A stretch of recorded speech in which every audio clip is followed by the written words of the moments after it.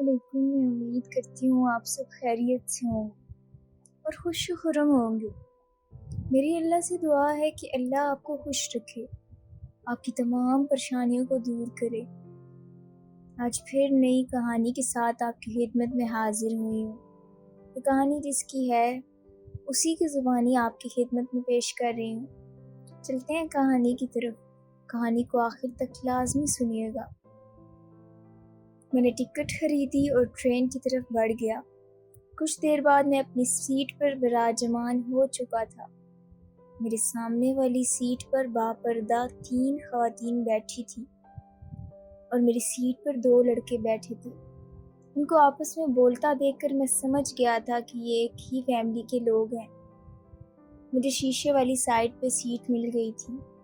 मैंने खिड़की से बाहर देखना शुरू कर दिया और सोचने लगा कि स्टेशन भी अजीब जगह है, कितनों को मिलाता है और कितनों को बिछड़ने की यादें समेट कर खड़ा है। इतने में एक हल्के से झटके से ट्रेन चल पड़ी। मैंने एक गहरी सांस ली और जेब से मोबाइल फ़ोन निकाल कर इसमें मसरूफ़ हो गया।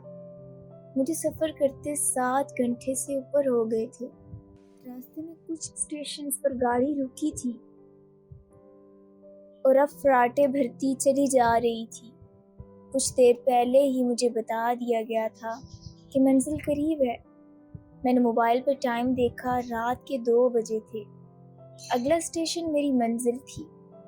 मुझे बता दिया गया था कि बस 20 मिनट तक ट्रेन ने मतलूबा स्टेशन पर पहुंच जाना है।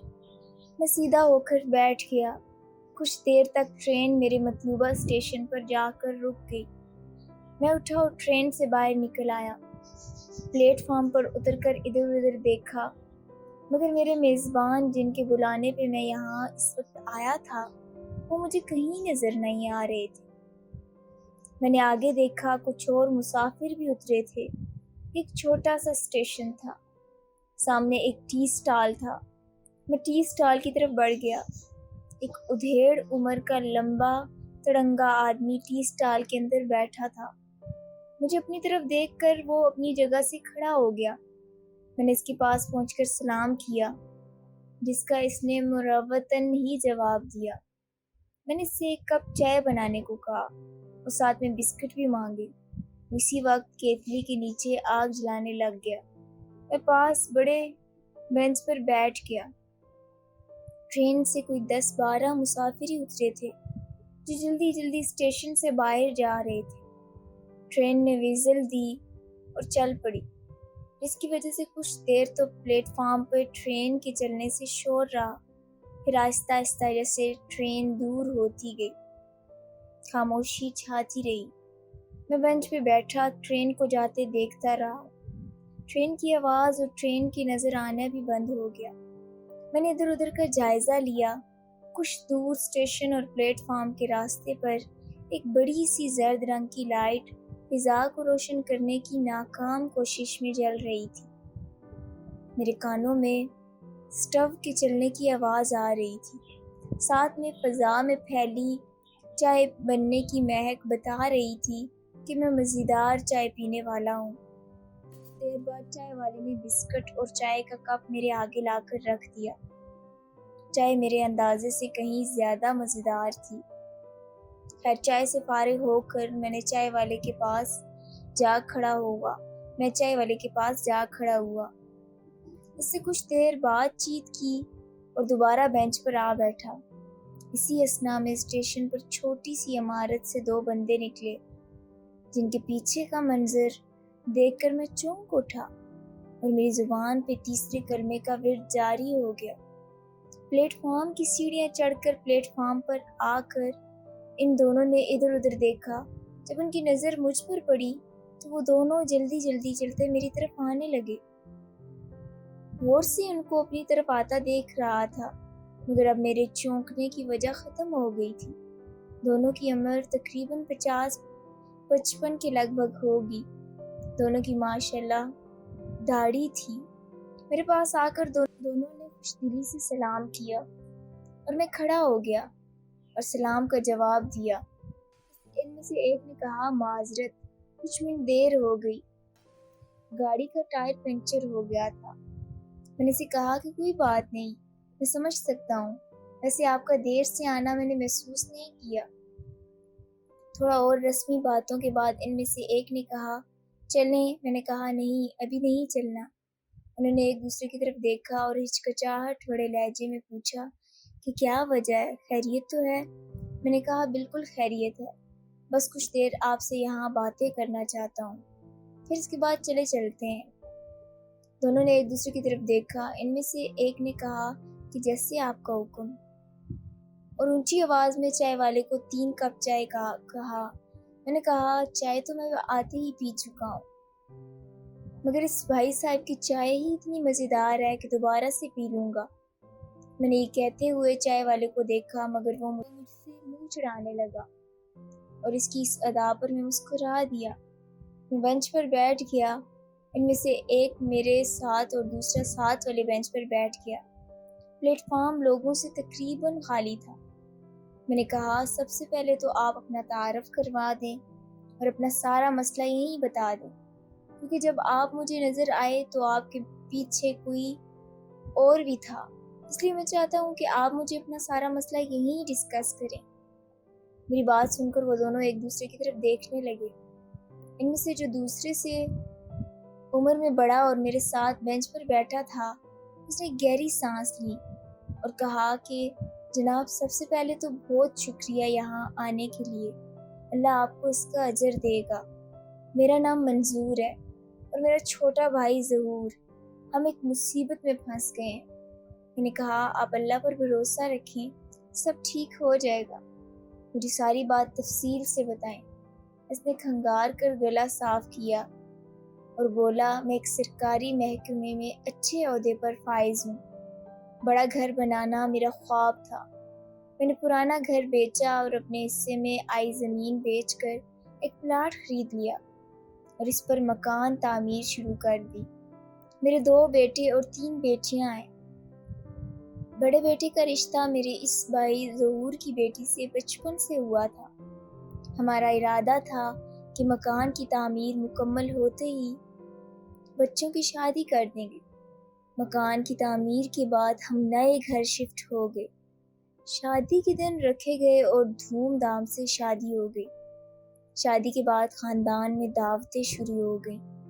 ایک صبح میں دفتر جانے لگا تو مجھے بیگم نے کہا کہ آج ظہور بھائی نے رات کے کھانے کی دعوت دی ہے ہم سب کو، تو آپ جلدی آ جائیے گا۔ میں نے معذرت کرتے ہوئے کہا کہ آج شام کو تو ایک دوست کی بیٹی کی بارات میں مدعو ہوں، تم لوگ چلے جانا، میں فارغ ہو کر وہیں آ جاؤں گا۔ عصر کے 4 بجے میں گھر آیا تو گھر لاک تھا۔ میں سمجھ گیا کہ سب گھر والے ظہور کے گھر چلے گئے ہیں۔ میرے پاس ایکسٹرا چابی ہوتی ہے۔ میں نے گھر کا لاک کھول کر اندر جا کر کچھ دیر آرام کیا اور مغرب کے بعد وقت مقررہ پر دوست کے گھر چلا گیا۔ وہاں سے فارغ ہوتے ہی 10 بج گئے۔ میں جب گھر کے گیٹ پر پہنچا تو 10:30 ہو چکے تھے۔ میں نے لاک کھولا اور اندر داخل ہو گیا۔ سامنے کچن میں برتنوں کی کھٹ پٹ کی آواز آ رہی تھی۔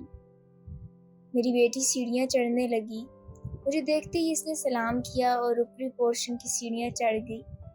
میں نے بیگم کو آواز دی تو کچن سے اس کی بھی آواز آئی، میری چائے میرے کمرے میں پہنچا دو۔ یہ کہہ کر میں اپنے کمرے میں چلا گیا۔ کچھ تھکاوٹ محسوس کر رہا تھا، اس لیے کمرے پہنچا، 1-2 ضروری کال تھیں وہ کرنے بیٹھ گیا۔ 10-15 منٹ گزر گئے، بیگم نہ آئی اور نہ چائے، تو میں نے اونچی آواز میں کہا کہ بیگم چائے کا کہا تھا، تو بیگم کی آواز آئی بس لے کر آ رہی ہوں۔ میں نے پھر خود کو فون میں مصروف کر لیا۔ 10 منٹ اور گزر گئے، میں جھنجھلا کر اٹھا، کمرے سے باہر آ کر کچن کی طرف دیکھا، کچن کی لائٹ آف تھی۔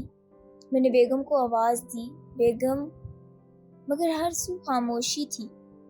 کچن کی لائٹ آف دیکھ کر میں سمجھ گیا کسی بچے کے کمرے میں ہوگی۔ نیچے تینوں بیڈ روم کے دروازے بند تھے۔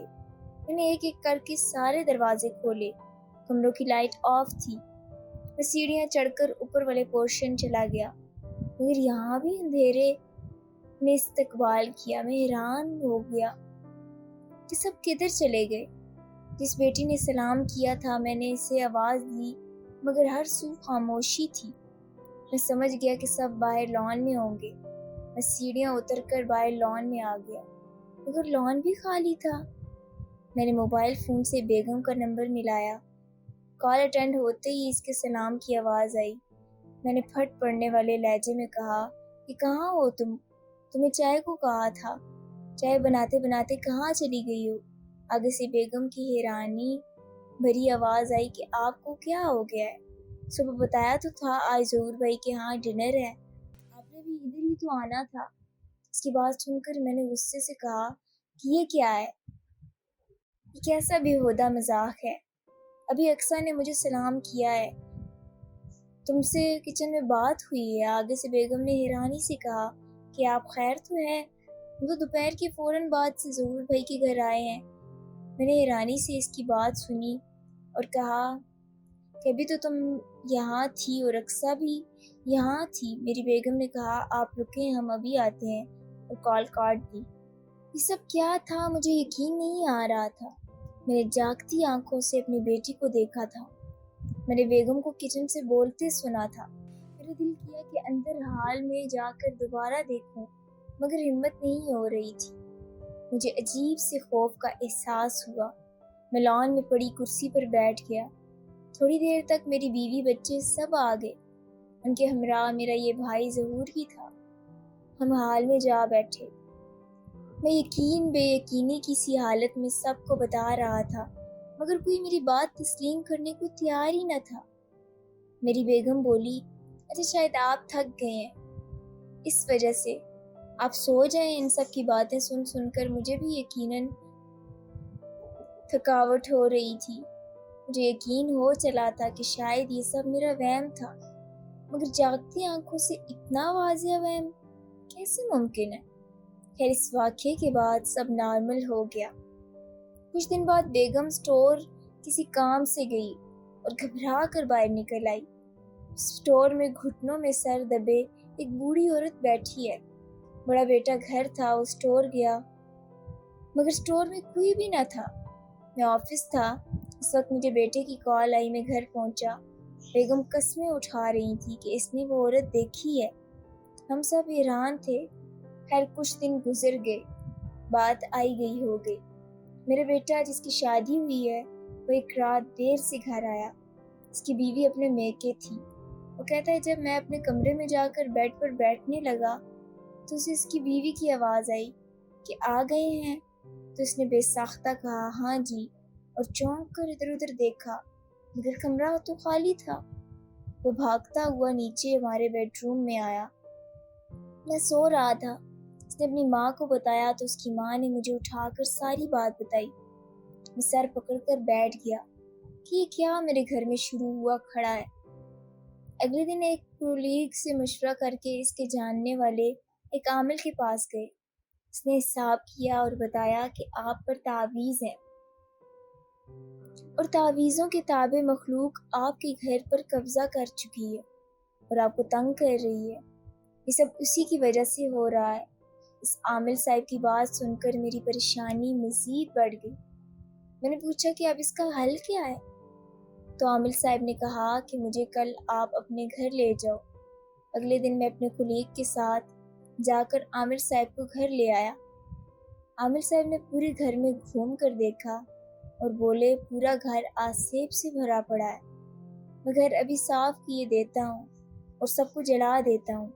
عامل صاحب کمرے میں آلتی پالتی مار کر بیٹھ گئے اور منہ ہی منہ میں کچھ پڑھنے لگے۔ میں اور میرا کولیگ اور میرا بڑا بیٹا ساتھ بڑے صوفے پر بیٹھ گئے۔ عامل صاحب کو پڑھتے کوئی 10 منٹ ہی ہوئے ہوں گے کہ حال میں ایک زناٹے دار تھپڑ کی آواز گونجی۔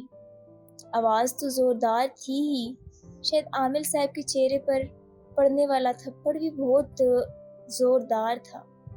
آواز سنتے ہی میں نے عامل صاحب کو دیکھا جو ایک ہاتھ گال پر اور دوسرا ہاتھ زمین پہ ٹکائے پریشانی سے ادھر ادھر دیکھ رہا تھا۔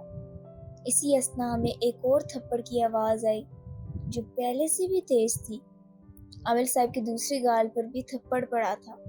تھپڑ کی آواز کے ساتھ ہی عامل صاحب کے منہ سے درد بری آواز، اس کے ساتھ ہی عامل صاحب منہ کے بل زمین پر جا گرے اور گرتے ہی اٹھ بیٹھے اور دونوں ہاتھوں سے اپنی کمر مسلنے لگے۔ ہم تینوں جو حیرانگی سے یہ سب دیکھ رہے تھے اٹھ کر عامل صاحب کی طرف لپکے۔ میں نے عامل صاحب کو اٹھایا۔ وہ بیچارے درد سے لوٹ پوٹ ہوتے ہوئے خوفزدہ نظروں سے ادھر ادھر دیکھ رہے تھے، تھپڑ مارنے والے نظر نہ آ رہے تھے۔ میں خود حیران تھا کہ یہ سب کیا ہوا ہے۔ عامل صاحب کے دونوں گال لال گلاب بنے کھڑے تھے۔ عامل صاحب نے کمر سے کپڑا اٹھایا، وہاں نیلاہٹ بھرا نشان چھپا کھڑا تھا۔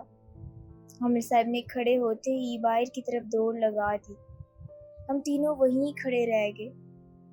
عجیب سا خوف مجھ پر طاری ہو رہا تھا۔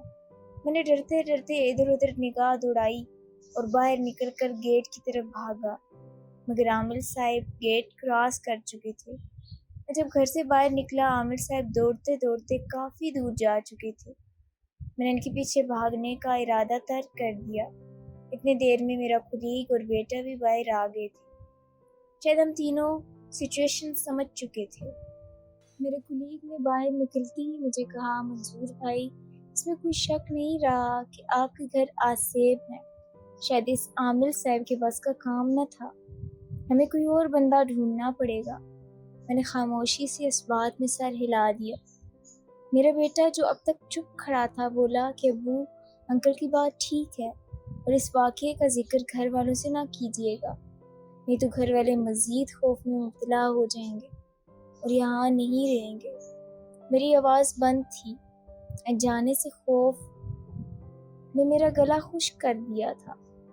میں کلیگ کی اجازت سے چابی اور اپنے گھر روانہ ہو گیا۔ میں اور میرا بیٹا واپس ہال آ گئے۔ باقی گھر والے جو اس وقت اوپری پورشن میں بیٹھے بیڈ روم میں بیٹھے تھے ان کو نیچے بلا لیا۔ بیگم آتے ہی پوچھنے لگی کہ کیا بنا، ہو گیا مسئلہ حل؟ میرے بولنے سے پہلے میرا بیٹا بول پڑا کہ جی ہاں، عامل صاحب نے پڑھائی کر دی ہے، آہستہ آہستہ سب ٹھیک ہو جائے گا۔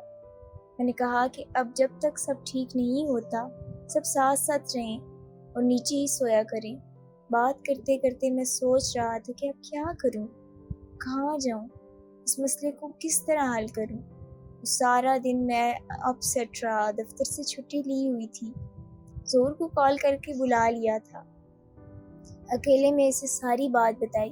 اس نے عامل صاحب جو کہ دور ایک دیہات میں رہتے تھے ان کے پاس جانے کا مشورہ دیا۔ شام کو ہم دونوں بھائی اس عامل صاحب کے پاس چلے گئے، ان کو سارا مسئلہ بتایا۔ انہوں نے آنکھیں بند کر لیں اور کچھ پڑھنا شروع کر دیا۔ تھوڑی دیر بعد آنکھیں کھول کر بولے، تمہارے گھر تعویذوں سے بدروحیں بھیجی گئی ہیں جنہوں نے ایک ایک کر کے تم سب کو مار دینا ہے۔ یہ سن کر میرے طوطے اڑ گئے۔ میں نے پریشانی سے پوچھا، اب کیا حال ہے؟ تو وہ صاحب بولے کہ مجھے آپ کے گھر جا کر پڑھنا ہوگا۔ ظہور نے عامل صاحب کی بات کاٹتے ہوئے کہا کہ آج جو عامل صاحب آئے تھے ان کے ساتھ یہ ماجرا ہوا۔ ظہور کی بات سنتے ہی عامل صاحب جلدی سے بولے، نہیں پھر میں یہیں بیٹھ کر اس کا حل کر لوں گا۔ عامل صاحب شرمندہ سے ہوتے ہوئے بولے، میں تعویذ دے دیتا ہوں، سب گھر والے پی لیں اور کل اور تعویذ لے جائیں اور گھر میں باندھ دیں۔ ہم تعویذ لے کر گھر آ گئے۔ تعویذ ایک جگ میں بھگو دیا اور میری بیگم نے سب کو پانی پلایا۔ اگلے دن دوبارہ عامل صاحب کے پاس پہنچے، انہوں نے ایک تعویذ اور دیا۔ میں نے اسے چمڑے میں بند کروا کے گھر میں کسی جگہ باندھ دیا، سب بدروحیں بھاگ جائیں۔ ہم نے وہ تعویذ عامل صاحب کی ہدایت کے مطابق چمڑے میں بند کروا کے گھر باندھ دیے۔ اس رات میں نے خواب دیکھا کہ کوئی عورت میرے سرہانے کھڑی ہے اور اس کے ہاتھ کیچڑ سے بھرے ہیں اور وہ ان ہاتھوں سے میرے بالوں میں انگلیاں پھیر رہی ہے۔ میری آنکھ کھل گئی، خوف کے مارے میرا حلق خشک ہو رہا تھا۔ میں نے بیگم کو آواز دے کر اٹھایا اور اسے پانی لانے کو کہا۔ وہ بھاگ کر پانی لائی اور لائٹ آن کر دی۔ میری طرف پانی کا گلاس کرتے ہوئے میرے بالوں کو دیکھ کر حیران سی بولی، آپ کے بالوں میں مٹی کہاں سے آئی؟ میں نے چونک کر بالوں کو ہاتھ لگایا میرے ہاتھوں کو گیلی مٹی کا احساس ہوا۔ وہ جلدی سے بیڈ سے اتر کر شیشے کے سامنے جا کھڑا ہوا۔ میری حیرت کی انتہا نہ رہی۔ میرے بالوں میں کیچڑ جیسی گار لگی تھی۔ وہ جلدی سے واش روم گھس گیا، سر دھو کر واپس آیا اور بیگم کو اپنا خواب سنایا، جسے سن کر وہ خوف اور پریشانی میں مبتلا ہو گئی۔ اگلی صبح دفتر سے اور چھٹی لی اور اسی عامل صاحب کے پاس ہم دونوں بھائی چلے گئے۔ ساری بات عامل صاحب نے اس کام سے انکار کر دیا اور کہا کہ میرے بس کا روگ نہیں، آپ کسی اور کے پاس جائیں۔ غرض اس دن کے بعد سے بلا ناغہ کچھ نہ کچھ دیکھنے کو ملتا ہے۔ کبھی واش روم کے تولیے کیچڑ میں بھرے ملتے ہیں، کبھی کوئی بچی ڈر جاتی ہے، جس کسی عامل کو سنتے ہیں وہاں بھاگ پڑتے ہیں، کوئی تعویذ جادو کہہ دیتا ہے، کوئی کہتا ہے پلاٹ میں بھوتوں جنوں کی رہائش تھی، آپ نے اس پر مکان بنا دیا، اب مکان چھوڑو گے تو جان چھوٹے گی۔ مگر مسئلہ جوں کا توں ہی تھا۔ مجھے روز بروز کمزوری کا احساس ہوتا جا رہا تھا۔ کچھ دن سے بیگم بہت بیمار ہو گئی، گھر میں بے سکونی پھیلی ہوئی تھی۔ سب ٹیسٹ کلیئر آتے، مگر اس کی ٹانگوں اور کمر کا درد ختم ہونے کا نام ہی نہیں لے رہا تھا۔ ہم نے یہ سب واقعات ہر کسی سے چھپا کے رکھے تھے۔ اس دن میری بڑی بہن بیگم کا سن کر اس کی عیادت کے لیے آئی۔ وہ رات کو سوئی ہوئی تھی۔ رات کو ان کی آنکھ کھلی، کمرے میں نیم اندھیرا تھا۔ ان کو لگا کہ ان کے سامنے بڑے صوفے پر کوئی عورت بیٹھی ہے۔ انہوں نے پوچھا کہ کون ہو، مگر وہ عورت نہ بولی۔ انہوں نے اٹھ کر لائٹ جلائی، مگر صوفہ خالی تھا۔ صبح ان کے کمرے میں میری بیٹی گئی تو انہوں نے ہنستے ہوئے سرسری سا تذکرہ کیا کہ رات تو میں ڈر ہی گئی، اور ساری بات سنائی۔ بات سنتے ہی میری بیٹی نے ان کو اس گھر میں رونما ہوئے سارے واقعات سنا دیے، جسے سن کر وہ سیدھا میرے پاس آئیں اور برہم ہونے لگی کہ بہن بھائیوں سے اس طرح کی باتیں نہیں چھپایا کرتے۔ اور بدر بھائی، آپ کا ذکر کیا، میں نے اسی وقت بینوئی صاحب کو کال کر کے آپ کا نمبر لیا اور آپ سے بات کی، اور آپ یہاں ہیں، ایک مختصر حال ہے۔ یہ کہہ کر منظور صاحب خاموش ہو گئے۔ میں جو چائے پیتے ساری بات توجہ سے سن رہا تھا، چائے کا آخری گھونٹ بھرا اور خالی کپ بینچ کے اوپر رکھ کر کھڑا ہو گیا اور بولا، چلیں اب چلتے ہیں۔ ظہور صاحب چائے کا بل دینے کے لیے اسٹال کی طرف بڑھے، مگر اسٹال والا اسٹال میں موجود نہ تھا۔ وہ بولے، اب بل کے پیسے یہاں رکھ دو، کل جب جانے لگوں گا تب آپ نے چھوڑنے آنا ہے تو کل دے دیجیے گا۔ اب چلیں، دیر نہ کریں۔ اگلے دن شام کے وقت میں اور ظہور منظور صاحب کے ساتھ ٹرین کے انتظار میں کھڑے تھے۔ منظور صاحب بہت خوش تھے، ان کے گھر سے وہ نحوست ختم ہو گئی تھی۔ جاتے جاتے اس جنون نے کرسی مجھ پر پھینکنے کی کوشش بھی کی تھی، جو کہ ناکام رہی تھی۔ آپ کے ذہن میں پیدا شدہ سوال کا جواب دے دیتا ہوں۔ منظور صاحب پہ نہ کوئی جادو تھا، نہ تعویذ تھے، نہ ہی وہ پلاٹ آسیبی تھا جہاں انہوں نے گھر بنایا تھا۔ اس شام جس شادی پر منظور صاحب گئے تھے، وہاں بارات کا انتظام اسکول میں کیا گیا تھا۔ دوست کی بیٹی کی شادی سمجھتے ہوئے منظور صاحب انتظامیہ میں شامل ہو گئے تھے۔ وہ کھانا جو باراتیوں کے پلیٹوں میں بچ گیا تھا، منظور صاحب نے اسکول سے ملحقہ ایک ویران جگہ پر پھینکوا دیا تھا، اور وہ جگہ آسیبی تھی۔ جس وقت منظور صاحب وہ کھانا وہاں پھینکوانے گئے، وہاں ہر ایک جننی کو وہ پسند آ گئی اور وہ ان کے جسم کی خوشبو پر فدا ہو گئی، اور جب وہ واپس لوٹے تو وہ بھی ساتھ ہی آئیں۔ اس کے بعد آہستہ آہستہ اس نے اپنی موجودگی کا احساس دلانا شروع کر دیا۔ اللہ پاک کا خاص کرم ہوا تھا مجھ پر، اور میں اس بار بھی کامیاب ہوا تھا۔ مجھے ایک دن پہلے منظور صاحب کی کال آئی تھی۔ انہوں نے بتایا تھا کہ ان کے گھر تعویذوں کی وجہ سے بہت پریشانیاں ہیں، اور اپنے پاس آنے کو کہا تھا۔ کچھ دیر بعد تک ان کے بہنوئی، جو کہ میرے اچھے تعلق والے ہیں، ان کو بھی فون آ گیا اور میں اب یہاں آیا تھا۔ مگر جو میں سمجھ رہا تھا یہ وہ مسئلہ نہ تھا۔ یہ معاملہ بہت خطرناک اور گھمبیر تھا۔ مجھے دوران سفر بھی آگاہ کیا گیا تھا کہ یہ مسئلہ بڑی احتیاط سے سلجھانے والا ہے۔ اور جب یہ دونوں بھائی اسٹیشن کے اندر داخل ہو رہے تھے تو ان کو پیچھے کسی غیر مرئی مخلوق کی جھلک میں نے پا لی تھی۔ ٹرین آ چکی تھی۔ ظہور اور منظور صاحب دونوں بڑی گرم جوشی سے مجھ سے بغل گیر ہوئے۔ وہ اپنی سیٹ پر، جو کہ شیشے والی سائیڈ ہے، پر آ کر بیٹھ گیا۔ کھڑکی کے بائیں میرے پاس ہی دونوں بھائی محبت بھری نگاہوں سے مجھے دیکھ رہے تھے۔ ٹرین نے ویزل دی۔ میں نے کہا، رات والی چائے میری طرف سے تھی۔ ظہور صاحب بولے، نہیں جناب، میں بھی سے جا کر بل ادا کرتا ہوں۔ میں نے کہا، جناب اگر آپ کو چائے کا سٹال یا چائے والا نظر آئے تو لازمی بل ادا کر دیجیے گا۔